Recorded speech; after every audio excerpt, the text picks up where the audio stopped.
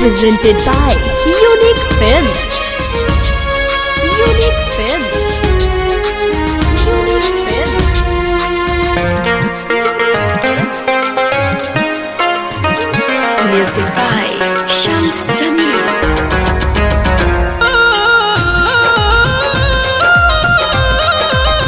Mix by happy digital recording studio Chanpatia.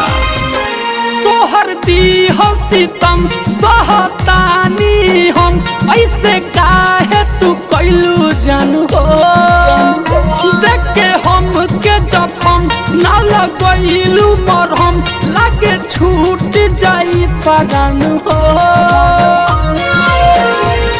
तू छोड़ी गईलू दिल तोड़ी गईलू तब से घुट घुट जियत बानी लेके रम हम तोहरा गम में जान हो दिनों रात पियत बानी।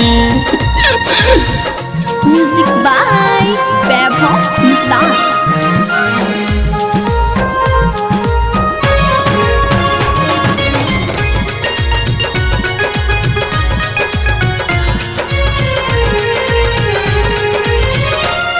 तू दरिया दिल बारू हो अगर हम जान जाती हो भले रहती अकेले हम ई दिल तो हसे न लगती हो अरे काहे कइलू ऐसा तू दरिया दिल बारू हो अगर हम जान जाती हो भले रहती अकेले हम ई दिल तो हसे न लगती हो तू दिहलू दगा लेके सुई धागा फाटल करे जावा के सियत बानी लेके रम हम तोहरा गम में जान हो दिनों रात पियत बानी।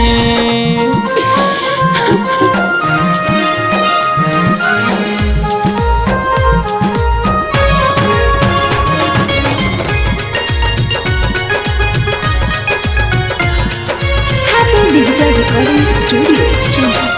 कटोरी प्यार केहू दिल से के दिल में टूट जाई हो जेके जान से ज्यादा चाही उहे जे रूठ जाई हो ए बेवफा कटोरी प्यार केहू दिल से जे दिल में टूट जाई हो जेके जान से ज्यादा चाही उहे जे रूठ जाई हो कहे उज्जवल विवेक हो जान बिना बेजान रहत बानी लेके रम हम तोहरा गम में जान हो दिनों रात पियत बानी। हैप्पी डिजिटल रिकॉर्डिंग स्टूडियो सावु विवाह भवन के पीछे वार्ड संख्या 6 चनपटी। लेके रम हम तोहरा गम में जान हो दिनों रात पियत बानी।